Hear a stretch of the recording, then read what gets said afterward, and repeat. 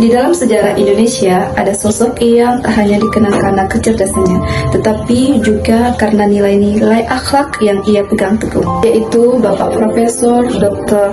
Insinyur Haji Baharudin Yusuf Habibie. Lihat ibu pertiwi.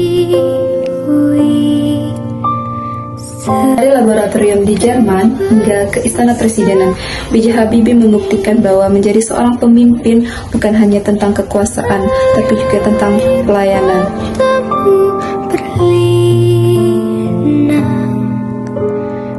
Orientasi pelayanan, B.J. Habibie menunjukkan semangat pengabdian yang tinggi kepada bangsa. Ia meninggalkan karir cemerlang di Jerman sebagai insinyur pesawat terbang kelas dunia dan kembali ke Indonesia atas panggilan Presiden Soeharto demi membangun industri strategis nasional, terutama dalam bidang teknologi dan dirgantara. Beliau berkata, "Saya tidak kembali untuk mencari jabatan, saya kembali untuk mengabdi."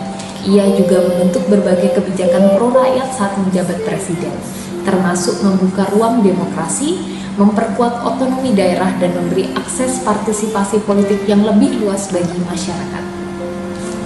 Sebagai bangsa yang berakhlak dan bermoral tinggi, sebagai bangsa yang berbudaya dan beragama, kita mengutuk perbuatan biadab tersebut. B.J. Habibie mampu beradaptasi dari dunia akademik dan teknologi ke dunia birokrasi dan politik. Dari ilmuwan menjadi menteri, dan kemudian menjabat sebagai wakil presiden, dan selanjutnya menjadi Presiden Republik Indonesia. Saat menjabat presiden di masa krisis, ia cepat menyesuaikan diri dan mengeluarkan kebijakan darurat yang responsif, seperti membebaskan tahanan politik dan deregulasi kebebasan pers.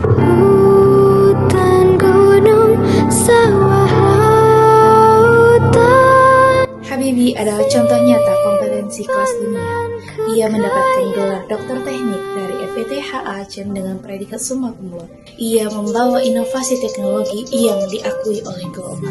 Habibie juga mendirikan IPTN dan berhasil meluncurkan pesawat N250, pesawat turboprop pertama di dunia. Kompetensinya tidak hanya diakui oleh dunia, tetapi juga diwujudkan dalam kebijakan nyata untuk kemajuan bangsa.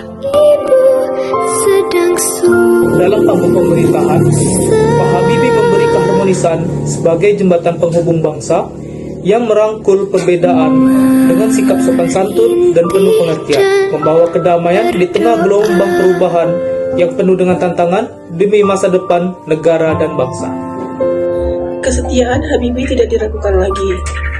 Ia tetap setia mendorong kemajuan Indonesia meski sempat mengalami fitnah politik, perbedaan pendapat, bahkan tekanan dari dalam dan luar negeri.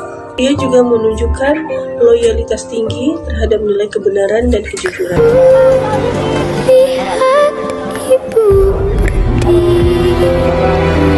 Sebagai presiden dalam masa transisi yang kritis dari tahun 1998 sampai dengan 1999, Habibie mengambil langkah-langkah penting dengan transparansi dan tanggung jawab tinggi.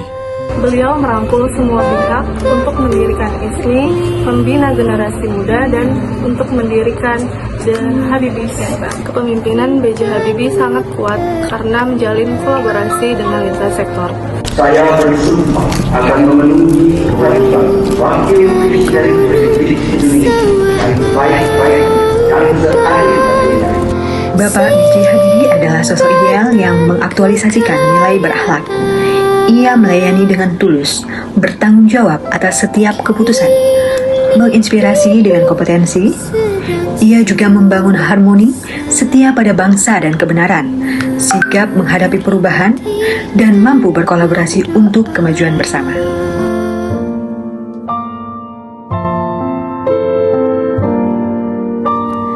Kulihat ibu pertiwi sedang bersusah.